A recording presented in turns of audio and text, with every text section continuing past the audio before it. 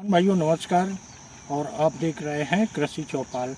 तो किसान भाइयों, आज जैसा कि आप देख रहे हैं मिर्च की खेत में हैं और ये मिर्च का खेत जो है करीब 1 एकड़ का है। ये सब इसमें वायरस दिख रहा है। ये देखो वायरस की पत्तियां दिख रही हैं। किसान कड़ी मेहनत करता है, लेकिन ये वायरस ऐसी बीमारी है जिससे किसान का बहुत बड़ा नुकसान होता है। जो उसकी उम्मीद होती है उसके उम्मीदों पर पानी फिर जाता है। तो जो ये वायरस की समस्या देख रहे हैं, जैसा कि किसान भाई आप भी कुछ लोग जानते होंगे, ये वायरस को फैलाने वाले एक संवाहक मक्खी होती है जिसे वाइट फ्लाई करते हैं, जैसे सफ़ेद मक्खी भी हिंदी में कहते हैं।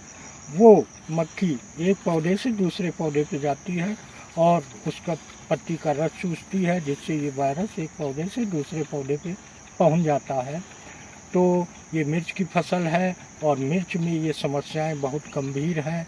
किसान भाई क्या करता है, वो कीटनाशक जाता है दुकान पे दे देते हैं, उससे कोई भला नहीं होता है और किसान की फसल एकदम से बेकार हो जाती है। उत्पादन एकदम से गिरना शुरू हो जाता है।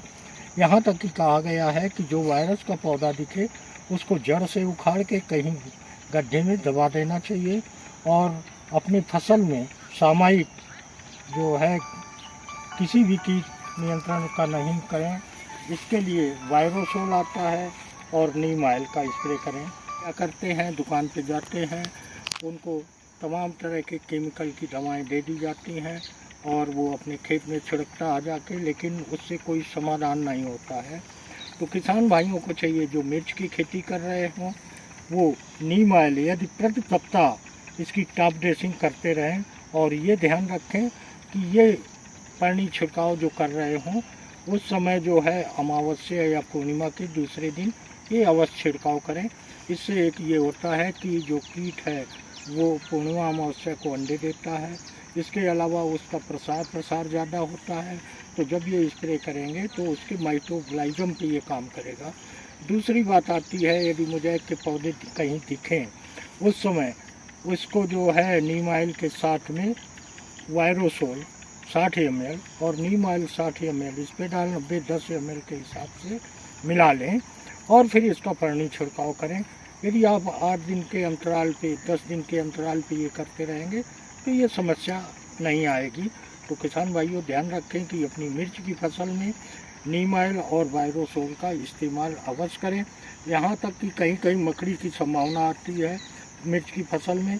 पत्तियाँ ऊपर की ओर मुड़ी हुई होती हैं और पत्तियों की शाखाएं जो है कुछ लंबी दिखती हैं। जो पत्तदल होता है वो लंबा लंबा हो जाता है। उस स्थिति में आर्गोमाइट 60 ml इस घोल में आप मिला के स्प्रे करेंगे तो न माइट की समस्या आएगी न वायरस की समस्या आएगी। तो किसान भाई, ये जो हम ऑर्गेनिक दवाएं बता रहे हैं ग्रीन प्लेनेट बायो प्रोडक्ट की, ये आपकी फसल पे कोई रिड्यूस नहीं छोड़ती है।